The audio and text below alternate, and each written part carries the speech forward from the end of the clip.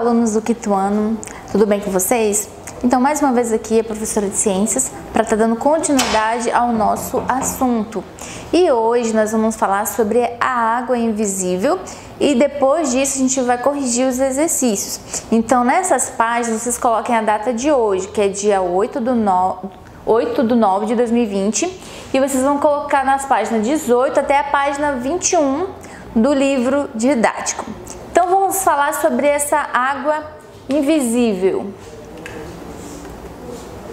Bom, no livro de vocês tem um texto falando sobre isso, né? A água invisível, como a produção de alimentos e até de celulares pode reduzir as reservas de água. Bom, gente, normalmente nós pensamos em consumo de água naquela água que a gente está vendo ser gasta, aquela que a gente vai lavar uma roupa, que a gente vai escovar os dentes, fazer os alimentos, a gente vê aquele gasto da água ali, o consumo. Beleza, mas existe também a parte invisível disso. Como que explicar o consumo de água invisível? É aquela que você não vê. Por exemplo, qualquer coisa que você tem em mãos teve um consumo de água.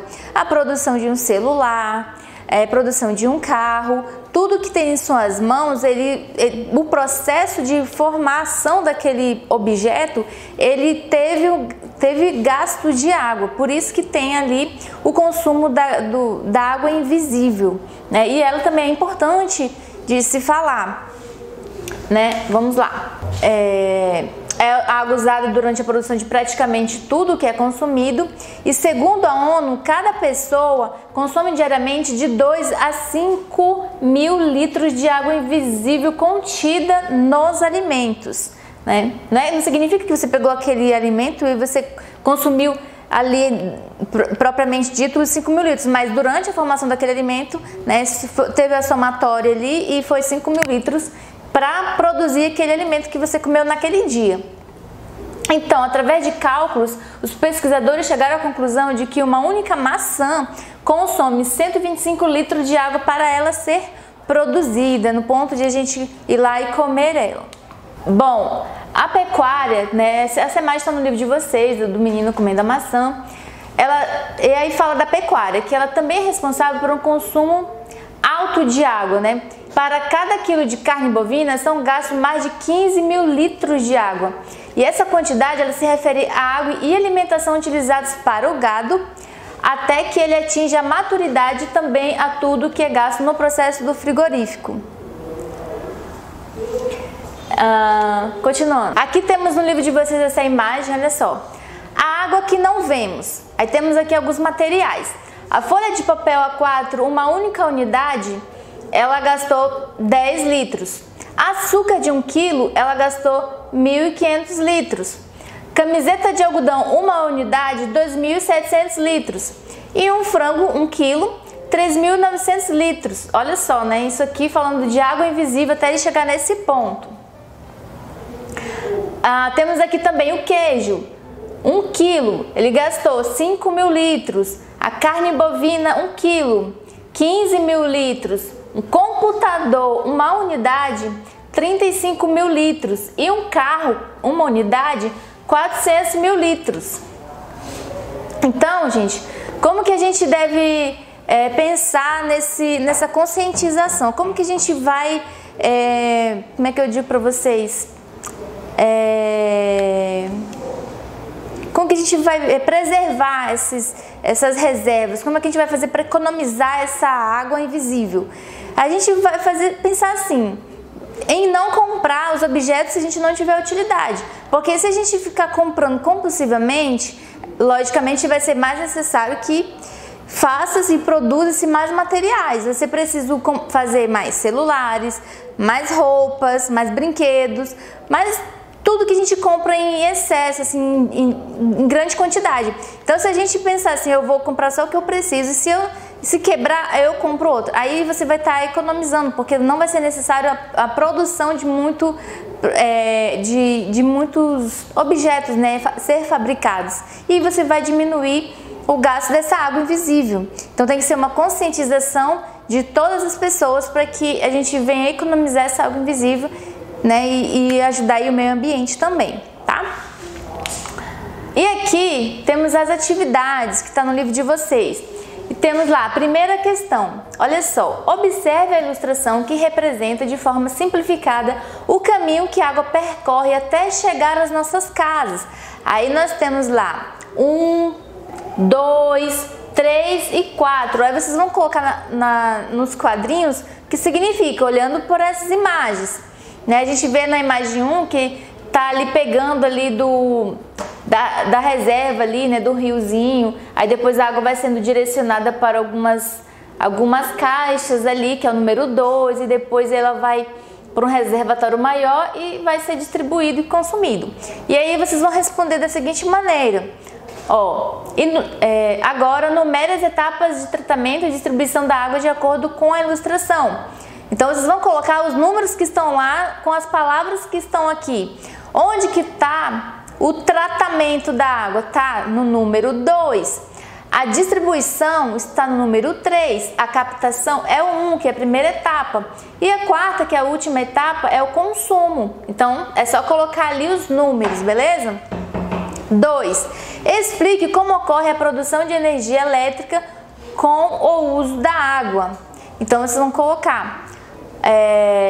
Eu falei para vocês na aula passada sobre isso, como que acontece? É que a água que ela fica represada, quando ela é liberada, ela vai descer por um canal e ela vai girar umas pás ali de uma turbina gigante. E isso vai fazer com que a turbina ela é conectada ao gerador e vai transformar esse movimento da água em energia, né? Energia elétrica. Depois dessa etapa aí, que vai para a distribuição, que vai ali para as nossas casas.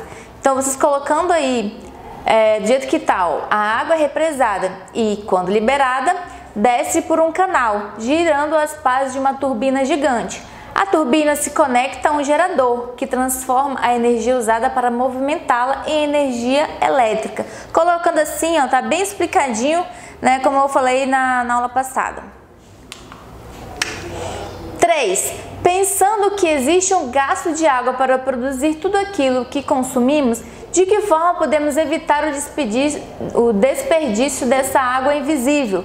Como eu falei para vocês, antes de qualquer compra, devemos sempre refletir sobre a necessidade de adquirir um novo item, diminuindo o consumo, evitando o impacto negativo da produção de novos itens, o que diminui a quantidade de água retirada no ambiente. Então, é daquela forma, né? Se você realmente precisa comprar, né?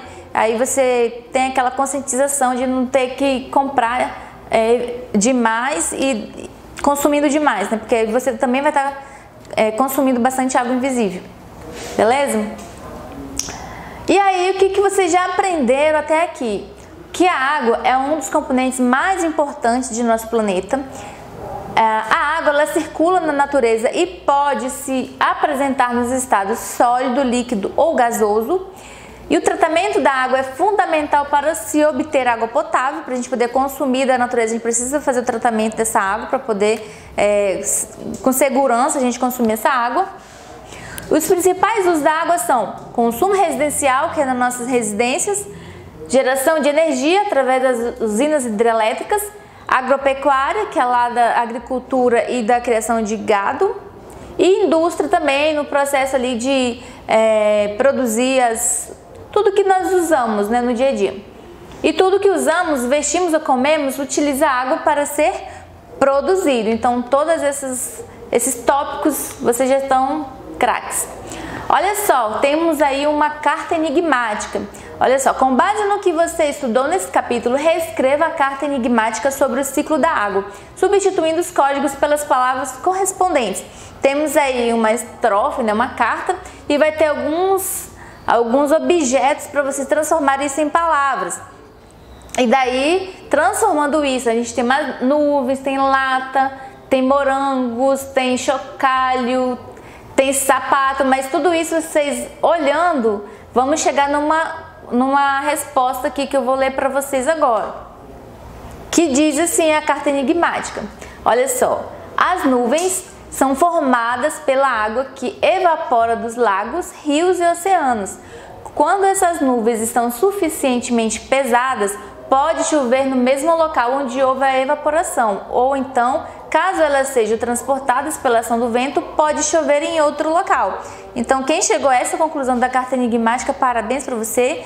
Muito legal e descobrir se vocês acertaram ou não, tá? Gente, e hoje foi a correção do exercício foi essa. Espero ver vocês nos plantões e até a próxima aula. Tchau!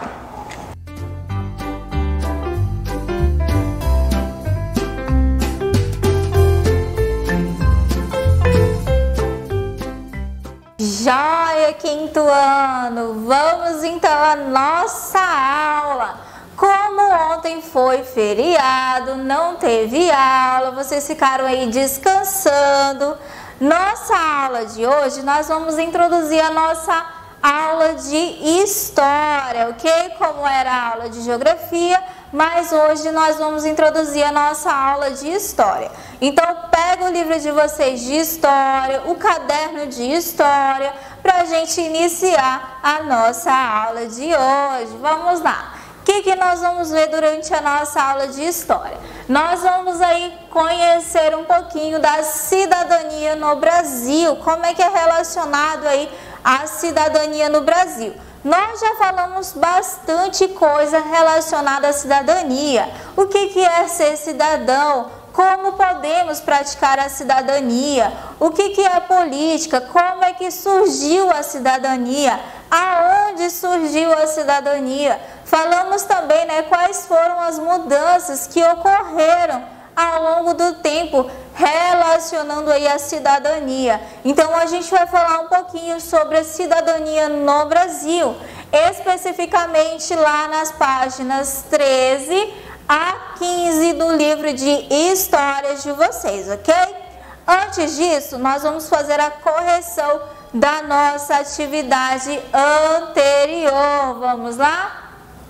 Na nossa atividade anterior, lá na página 12, ele vai apresentar para vocês um texto. Esse texto, ele vai falar aí, né, o diálogo da Cainati, amiga de Malala, com a jornalista Adriana Carranca, autora do livro que conta a história aí da jovem paquistanesa. Então acompanhe aí junto com a professora no livro de vocês esse trecho da entrevista.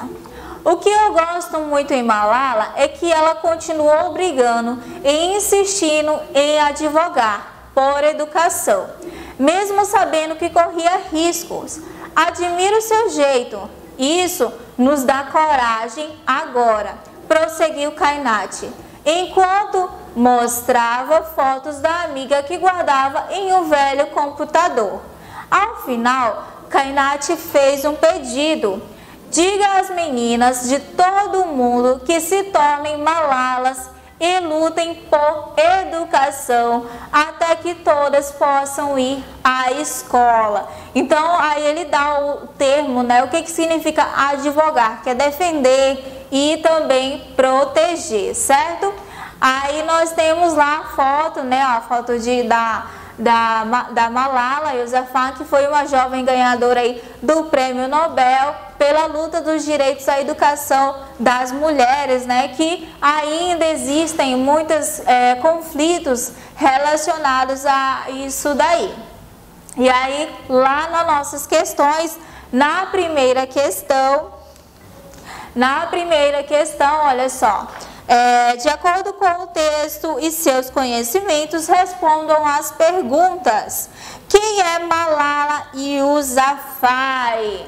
Malala Yousafzai é uma jovem paquistanesa que luta pelo direito das mulheres à educação, tanto em seu país quanto em outras partes do mundo. Na letra B, explique esta frase de Cainati. Diga às meninas de todo o mundo que se tornem Malalas. O que ela quis dizer aí com essa frase?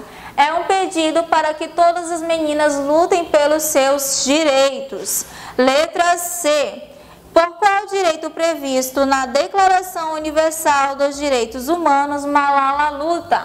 Aí nós temos lá, né, algumas sugestões, como é uma questão aí. Ela luta pelo direito à educação. E na letra D você vai fazer uma pesquisa, né, pelos quais ainda precisamos lutar pois são cumpridos plenamente no mundo, né? Quais são os direitos humanos aí pelos quais nós podemos lutar? Nós temos aí educação, liberdade política, religiosa, proteção, migração, vida, alimentação, lazer, cultura e pensamento. Algumas sugestões pelos quais nós podemos ainda lutar, né? Que atualmente existem muitas pessoas lutando por esses direitos, ok? Seguindo então o nosso conteúdo, a gente falou também sobre os direitos da humanidade. Nós falamos aí sobre os direitos universal, né? Relacionando aí os direitos humanos. Nós temos lazer, liberdade religiosa, migração, liberdade política, proteção, alimentação, vida, educação e liberdade de pensamento, entre vários outros também, né? São questões que existem em países que são restritos, as pessoas não têm esses direitos, já outros não. Esses pensamentos, esses direitos aí, eles são mais liberais, você já pode opinar com liberdade, né, com mais clareza aí, certo? Aí a cidadania no Brasil, né? A cidadania no Brasil, como vocês podem observar, ele vai retratar os direitos dos cidadãos, que pode ser organizado em 3 tipos: direitos políticos, direitos civis e direitos sociais também. Quais são esses direitos aí? Eles estão relacionados dentro da Constituição Federal, ou seja, é obrigatório, né? Esse documento vai reunir as leis do país. Então, esse documento ele foi elaborado em 1988 e é conhecido como Constituição Cidadã. Ou seja, são os nossos direitos, os nossos deveres e também as nossas leis que estão todas lá registradas, autenticadas, ok? São questões de cidadania que nós temos a obrigação de conhecer, né? A obrigação de fazer parte também desses direitos, das decisões que eles impõem relacionado a nós, né? Que a Constituição impõe, porque se nós somos cidadãos, nós vamos participar dessas leis, nós também temos o dever de saber, de opinar como é que vai ser, certo? Então, tudo isso aí relacionado à Constituição Federal. Isso no Brasil, ok?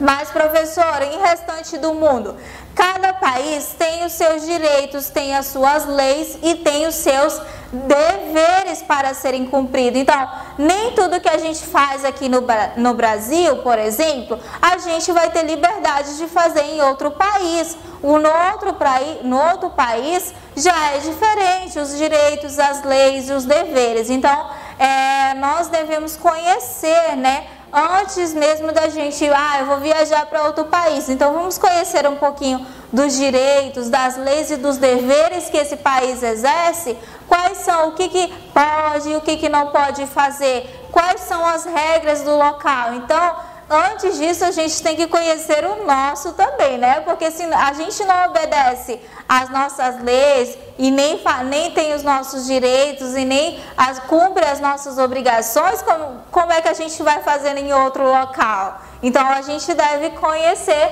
primeiro em nosso país, certo? Aí nós temos aí os direitos políticos, né?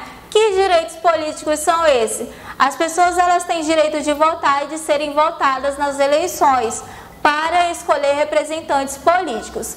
Podem ainda se associar a grupos, por exemplo, sindicatos, grêmios estudantis e também associações de bairro.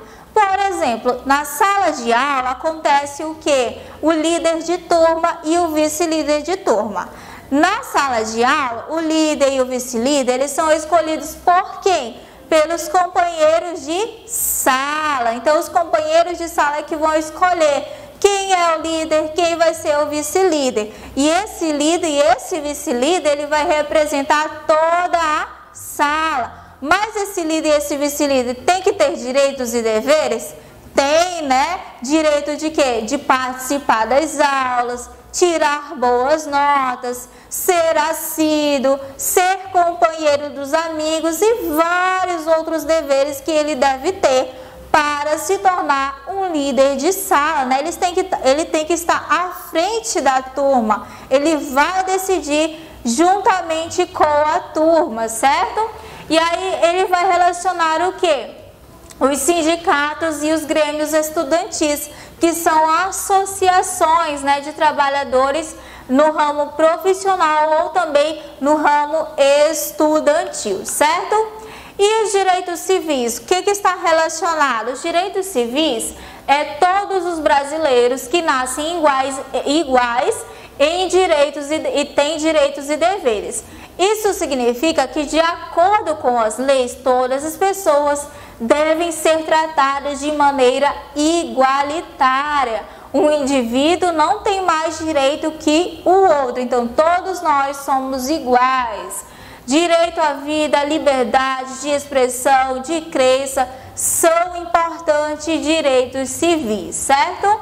E aí nós temos os direitos sociais, que é a participação das pessoas em comunidades, nas escolas, né? No Brasil, de acordo com a Constituição, todas as pessoas têm direito à educação, à saúde pública, ao esporte, à cultura, ao lazer, moradia, são exemplo de direitos sociais.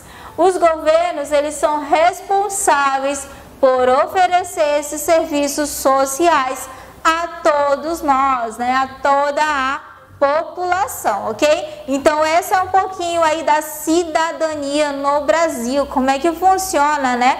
A cidadania no Brasil, ok? Como prática para casa, vai ficar aí a página 13 do livro de história de vocês, ok? Por hoje é só, muito obrigada e até a próxima aula.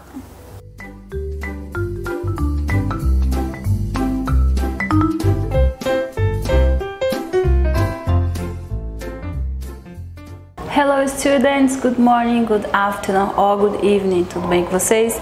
Eu espero que sim. Sejam bem-vindos à nossa primeira aula de inglês dessa semana e hoje a teacher separou para vocês um pouquinho do capítulo 6, Moving Around the City, Directions Review.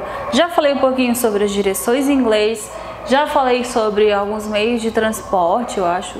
Não, I'm so sorry, foi sobre lugares da cidade. Tá? E algumas preposições que também fala de direções, como vira à direita, vira à esquerda, go straight ahead, essas coisas. Então, assim, eu tenho um exercício bem complexozinho na página 82 e 83 e eu peço muita atenção de vocês. Vão precisar também de um caderno, porque eu vou ter que fazer uma adaptação dessas atividades, né? Eu achava que mês de setembro eu ia conseguir, né, aulas presenciais, ia poder fazer bacana isso, aluno com aluno, student A, student B, um perguntando do outro, utilizando o vocabulário ensinado, mas infelizmente, galera, é difícil até porque é difícil ter vocês no plantão de vocês, né? Eu poderia sugerir que fosse uma atividade feita no plantão, que aí vinham outras questões, alunos que não podem estar online naquele momento, e aí eu não posso obrigar que seja que vocês entrem na plataforma para falar comigo no dia do plantão para fazer essa atividade, fora que ela não vai poder ser avaliativa, né? Não vai poder contar pontos para vocês pelo fato de ter gente com dificuldade na exata plataforma, tem gente que não tem como entrar, não tem algum dispositivo para logar, são vários probleminhas. Então, assim, a melhor forma que eu encontrei foi essa, de adaptar dessa forma de hoje, dessa aula de hoje, tá bom? Então já puxo o caderno de vocês, porque para resolver essa questão vão precisar copiar um pouquinho, mas bem pouquinho, prometo que não é muito não. Mas antes de tudo, vamos dar uma olhada aqui nessas directions. Go straight ahead, como essa própria plaquinha está dizendo, é siga em frente. Turn left, vire à esquerda. Turn right, vire à direita. Ok? Agora, alguns vocábulos de trânsito. Crosswalk, traffic light, sidewalk, bike lane, traffic circle, lamp post, bus stop. são vocabulários bem importantes, pertinentes na nossa rotina, tá? Vocês já conhecem isso em português e agora estamos revisando em inglês. Agora sim, exercício da 82. O que vão fazer? Vão ter que ir lá para a página 82, volta na 82, bota o livrinho na mesa. Tá, pegue seu caderno, porque você vai copiar agora, tá bom? Vocês vão copiar frases que vocês vão entender, vão fazer a interpretação para poder completar. Porque o que acontece? Vocês vão ter que saber onde é que fica certo. Tô vendo que tem um monte de lugar em branco? Vocês irão descobrir, conforme essas frases, onde que ficam essas coisas. Por exemplo, na 82, vocês irão perguntar sobre 3 lugares: The Fire Station, Bakery and Police Station. Então, vou perguntar sobre esses 3. Isso tudo vai ficar escrito, tá? Então, de antemão já digo, coloque a data de hoje. Bote lá, September 8th, 2020, que é ou 2020, que é 2020. Teacher Isabela Dyer, Activity. E coloque, já começa a escrever as seguintes frases. Olha só. How do I get to the fire station? How do I get to the fire station? Copie a pergunta e copie a resposta. Então, olha só o direcionamento. Go straight ahead on Forest Avenue. The fire station is next to the restaurant. Vá reto na Avenida Forest. The fire station is next to the restaurant. Então, já tá dada essa daí. Então, você vai interpretar essa direção, esse direcionamento, olhar no mapa, tentar localizar onde que fica Fire Station e escreva lá, Fire Station, tá bom? Agora, segunda pergunta. How do I get to the bakery? How do I get to the bakery? Go straight ahead on Forest Avenue and turn right the Oak Street. The bakery is between the bus stop and the pet shop. Então, esse ficou bem mais fácil. Então, go straight ahead, vai em frente na Forest Avenue. Turn right, vire à direita na Oak Street. The bakery is between the bus stop and the pet shop. Olha no mapa e escreva bakery onde vocês conseguiram localizar. Por fim, how do I get to the police station? Walk on Cedar Street. The police station is across from the bookstore. Então, lá nessa rua chamada Cedar Street tem uma bookstore. Procure ela no mapa e across from the bookstore é the police station. Então, escreva police station lá também. Localiza no mapa e escreve, tá bom? Feito isto, vamos à correção. Onde é que fica Fire Station? Bem ali, ó. Forest Avenue. Bakery on Oak Street. E por fim, Police Station, Cedar Street. Terminou, teacher? Ainda não. Vamos agora para a página 83. A página 83 tem o mesmo mapa, só que aqui eu vou ter o nome de outros lugares para vocês desvendarem, tá? Já as perguntas vão ser essas. How do I get to the movie theater? Go straight ahead on Forest Avenue. The movie theater is next to the hotel. Então, siga em frente, né? Adiante na rua Forest, na Avenida Forest. The movie theater is next to the hotel. Tá? Vamos fazer agora o segundo lugarzinho. Como é que fica a pergunta? How do I get to the pet shop? Onde fica o pet shop? Go straight ahead on Forest Avenue and turn right e vire à direita on the Oak Street. The pet shop, ele fica, no caso, não tem a bakery? Procurem aí a bakery, ele fica ao lado, fica next to the bakery, tá bom? Já a terceira que fala sobre a gym, how do you get to the gym? Go straight on Cedar Street and turn left, e vire à esquerda, on the Mountain Avenue. The gym is on the left. Então tem que seguir na Cedar Street, virar na Mountain Avenue E quando você virar na Mountain Avenue, a gym fica à esquerda, né? The gym is on the left. Feito isso, as informações necessárias para completar o mapa foram expostas e interpretadas aqui. Então vamos à correção. Vamos lá, galera. Movie Theater ao lado do hotel, do hotel. Pet Shop ao lado da bakery. And Gym on the Mountain Avenue. Fica na Avenida Mountain, ok? Não é muito difícil, tá bom? As direções são essas. Eu precisava finalizar este capítulo. Na verdade, gente, era mais para revisar as direções, tá? Na próxima aula eu vou falar um pouquinho sobre regras de trânsito. Então, assim, para não misturar muito conteúdo com o outro, né? Apesar de serem relacionados, regras de trânsito com, né, direções, fala tudo que acontece na cidade, com mapa, orientações, essas coisas. Eu preferi dividir dessa forma para ficar mais organizadinho para vocês. Eu acho que fica mais fácil de entender e até para vocês depois localizarem as possíveis dúvidas. No encontro que a gente tem segunda-feira, me falem, ó, professora, eu não entendi aquela atividade que tinha os 2 mapas, que a senhora adaptou, que eu tive que escrever no caderno, não consegui interpretar. Aí para mim vai ficar mais fácil do que vocês falarem, ah, professora, foi no dia que você falou sobre regra de trânsito e mapa, daí fica tudo misturado, né? Então acho que vocês concordam comigo com isso.